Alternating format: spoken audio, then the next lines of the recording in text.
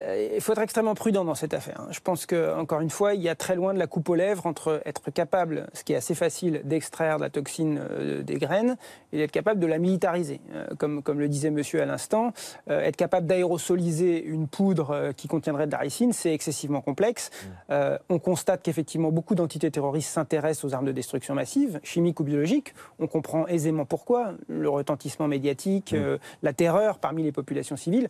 En revanche, la capacité à mener ce type d'opération de manière efficace me semble extrêmement réduite, et particulièrement dans le cas d'un homme seul, comme on l'a constaté il y a quelques semaines en France ou aujourd'hui en Allemagne.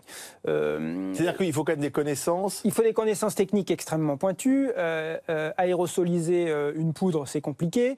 On le voit bien, puisque les premiers éléments commencent à arriver, que, je ne vais pas parler d'amateurisme, mais commander des graines de ricin sur Internet, essayez à la maison, vous allez voir. Je pense que 10 jours après, vous allez avoir une visite. En l'occurrence, c'est probablement la NSA et la CIA qui ont repéré, d'après ce que disent les autorités allemandes, ces achats. Oui, c'est la CIA qui a repéré au départ. Voilà, ça paraît, premier abord, il y a un certain nombre d'indices qui laissent à penser que c'est des graines de ricin, forcément, on se fait tout de suite repérer. Voilà, donc ça laisse à penser qu'il y a un petit peu d'amateurisme, même s'il y avait peut-être la résolution de tenter cette opération. Et encore une fois, l'enquête nous dira un petit peu quel était le degré d'avancement de cette opération, mais on constate très souvent qu'il y a certain intérêt pour les armes chimiques et biologiques, mais que le degré technique et la connaissance, la compétence des cellules qui ont été démantelées est proche de zéro. Et donc, il y a certes volonté, mais la capacité à le faire, elle est beaucoup plus complexe.